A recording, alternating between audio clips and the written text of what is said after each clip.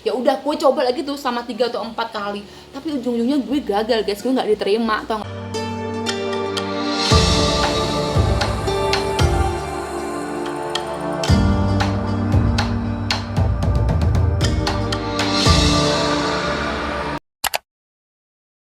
Perjalanan kartu kredit dimulai ketika pada tahun 1946 mulailah lahir sistem pembayaran kredit yang dipelopori oleh institusi perbankan di Amerika Serikat.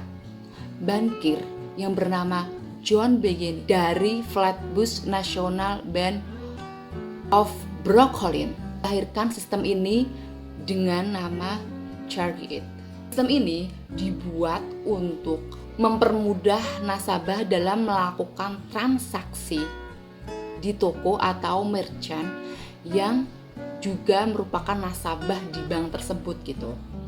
Perkembangan selanjutnya adalah ditandai dengan lahirnya Dinner Club Card. Kartu ini lahir pada tahun 1949. Ditemukan secara tidak sengaja oleh Frank McNamara yang ketika itu sedang melakukan makan malam di restoran mewah. Setelah makan malamnya selesai, kemudian saat melakukan pembayaran, dia baru sadar ketika itu dia nggak bisa bayar karena dompetnya itu ketinggalan di rumah gitu. Karena permasalahan tersebut akhirnya lah dia muncul ide atau gagasan bahwa dia harus memiliki alternatif lain supaya memudahkan dia dalam pembayaran tersebut. Muncullah kartu kredit tersebut gitu sebagai pengganti pembayaran tunai secara cash. Dinner Club Card ini sama sih dengan Carteret yang dipelopori oleh bankir John Beginnings itu. Pada awalnya guys, orang mendaftar pada kartu Dinner Club itu sejumlah 10.000 orang. Terus tahun selanjutnya itu meningkat menjadi 1 juta anggota dan menjadi viral. Ketika Frank McNamara memulai kartu klub makan malam di restoran mewah tersebut, dia itu menemukan sesuatu. Kartu tersebut tuh memanfaatkan esensi manusia dan keserakahan manusia dalam kesenangan membeli secara emosional gitu loh. Awalnya kan hanya dipakai untuk dinner makan malam di restoran mewah. Terus makin kesini dalam perkembangan peradaban zaman, kartu kredit tersebut masuk ke dalam bankir atau masuk ke dalam perbankan. Kenapa masuk ke dalam perbankan? Kurang lebihnya memiliki 3 poin atau 3 alasan. Yang pertama itu memberikan kemudahan kepada pengguna kartu kredit. Perbankan itu mikir bahwa orang yang memiliki kartu kredit itu kan nanti toh juga akan memberikan uang mereka ke kita gitu loh. Karena kan setiap bulan pasti akan bayar kan.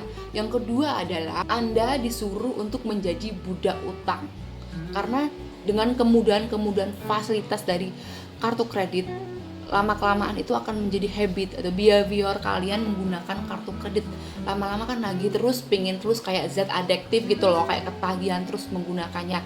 Dan lama-lama kalian ini akan menjadi budak hutang dan kalian disuruh untuk bekerja keras untuk melunasi hutang kalian, termasuk ya bunganya, adminnya, dan lain sebagainya guys. Terus yang ketiga, karena kalian sudah menjadi behavior, menjadi habit, kebiasaan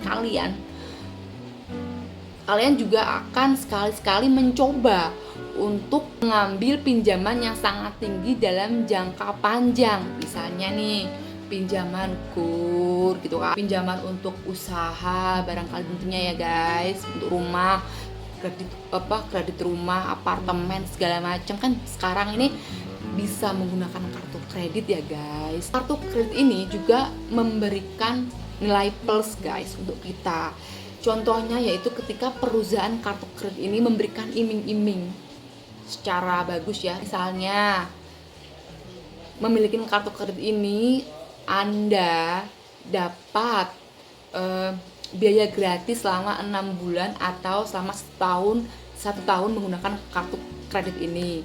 Dengan menggunakan kartu kredit ini dengan bekerjasama dengan suatu perusahaan ya, misalkan Anda ingin membeli mesin cuci gitu ya, dengan menggunakan kartu kredit ini misalkan Anda bisa mencicil selama setahun atau 12 bulan dengan 0%. Atau Anda membeli HP ini dengan merek ini, dengan kartu kredit ini, cicilan 0% selama setahun atau 6 bulan gitu kan. Itu bener-bener realita. Perusahaan kartu kredit tersebut tuh bekerjasama dengan brand-brand elektronik. Nggak elektronik aja sih, sebenarnya banyak juga sih. Itu salah satu contoh ya guys.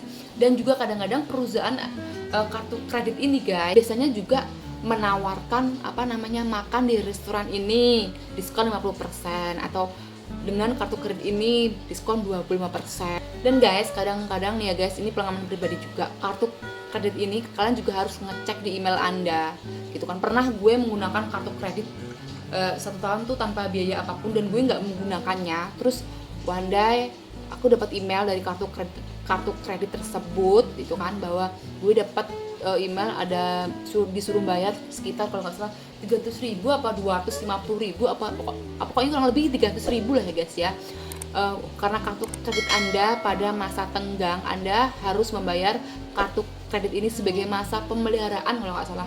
Nah langsung gue cepet-cepet dong telepon di bank tersebut, di perusahaan kartu kredit tersebut ya guys tentunya, bahwa gue membayar kartu kredit tersebut karena gue ngerasa gue nggak pernah menggunakan kartu kredit tersebut, dan juga gue nggak ingin memperpanjang kartu kredit tersebut. Dan tentunya guys, itu konfirmasi itu sebelum tanggal jatuh tempo di invoice tersebut ya guys. Tapi apabila kalian lebih atau jatuh temponya udah terjadi dan kalian baru telepon, itu pun kalian tetap harus membayar guys. Jadi kalian harus dipaksa membayar debit di bank kalian guys, di kartu kalian itu. Pertama kali kartu kredit masuk di Indonesia itu pada tahun 1980-an yang diperkenalkan oleh Bank Duta. Jadi Bank Duta itu bekerja sama dengan Visa dan Mastercard Internasional. Bank Duta merupakan bank yang pertama kali menerbitkan kartu kredit guys dan memasarkan kartu kredit. Dan pada saat itu tahun 1980-an kartu kredit itu masih menjadi barang mewah gitu. Karena hanya orang kalangan tertentu aja yang bisa menggunakan kartu kredit. Nah sekarang keberadaan Bank Duta ini udah nggak ada guys. Hanya tinggal nama dan sejarah aja karena udah peradaban zaman. Kompetitor juga semakin banyak, mungkin dia kalah bersaing jadi dia udah bangkrut mungkin ya guys.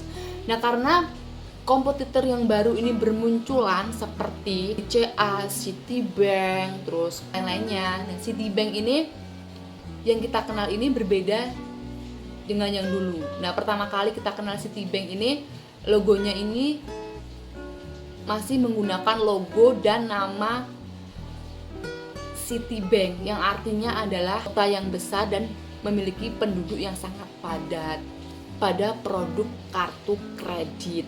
Sehingga tidak heran guys jika Citibank ini memiliki prestasi yang sangat bagus, memiliki keuntungan yang banyak, terkenal di berbagai dunia Citibank ini guys. Tahun 1990-an bisa dibilang sudah banyak orang menggunakan kartu kredit Citibank guys.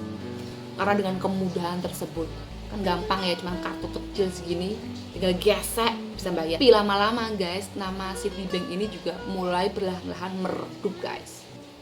Ditambah lagi dengan kasus yang marak di Citibank mengenai, inget kan guys kasusnya Maling Dadi yang ramai seantero jagat itu, dan juga kasusnya yang menyeret nasabah yang tewas di tangan debt kolektornya kan. Udahlah, di dunia ini nggak ada yang abadi guys. Meski sempat terpuruk gitu kan, tapi perlahan Citibank ini mulai berangsur-angsur memperbaiki diri guys. Karena dia bakal tahu nih kalau kayak gini terus gue bangkrut nih gitu kan.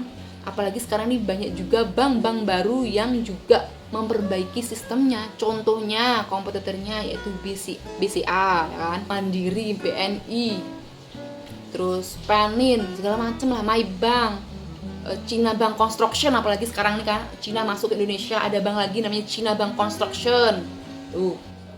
Kelebihan kartu kredit ya guys, yang pertama adalah point reward ya. Kalau kalian sering menggunakan kartu kredit dan membayar tepat waktu, dapat point rewardnya itu. Nah bener. Nah yang kedua adalah keamanan terjamin. Kalau misalkan gue nih punya kartu kredit, terus misalkan gue butuh banget duit nih, nggak perlu gue ke bank minjem, langsung aja gue gesek kartu kredit gue, dan terjamin karena kita sendiri yang ngerti pinnya, kita sendiri yang membawa kartu kredit tersebut, terjamin guys, nggak perlu lo antri-antri ke bank sana. Yang ketiga adalah sarana membangun track reward.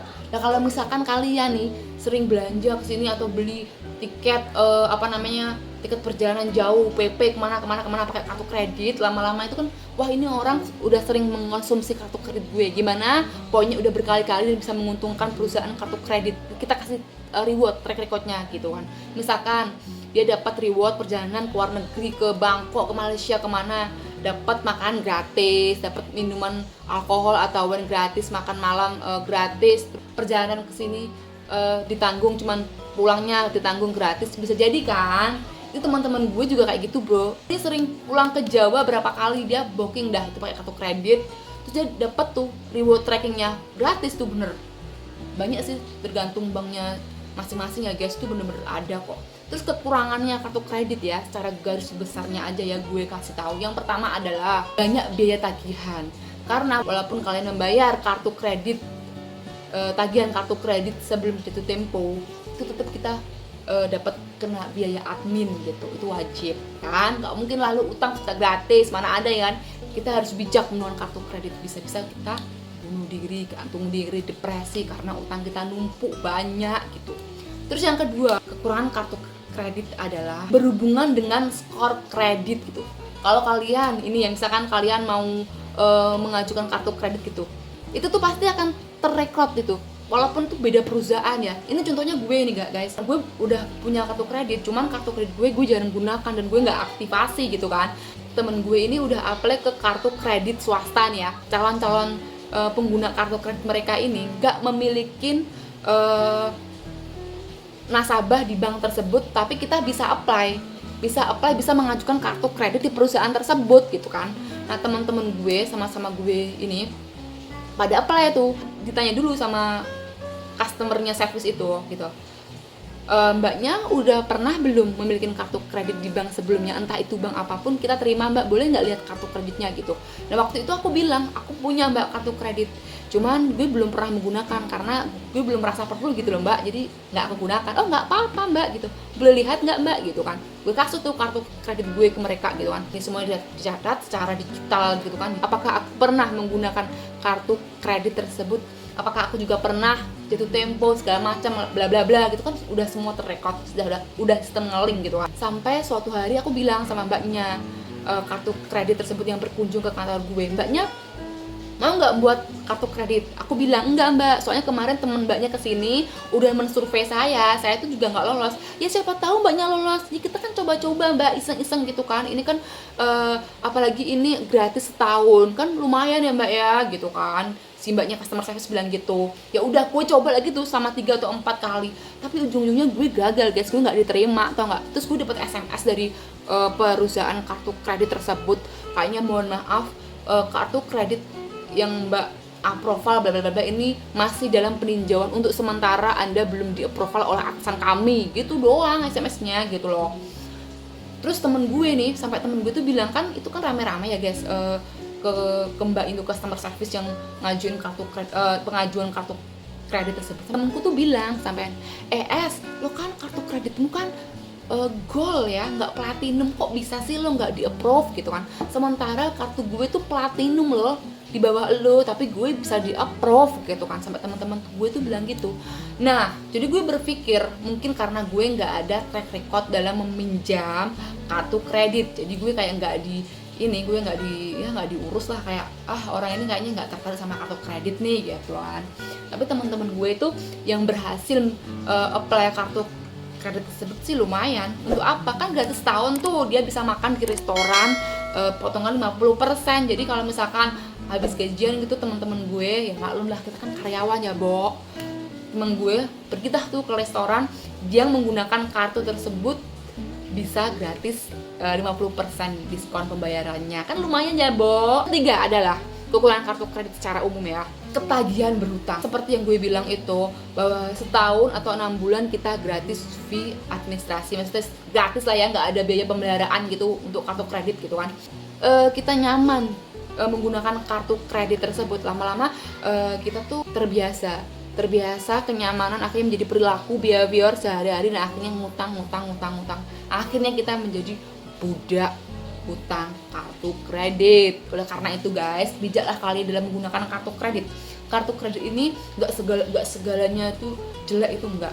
Cuman kalau kalian kalah iman, terus kalah, wah ini murah, ini diskon, ini segala macem, kalian akan terjebak dengan budak utang itu guys, dengan keserakahan kalian. Oke, sampai di sini aja video kali ini.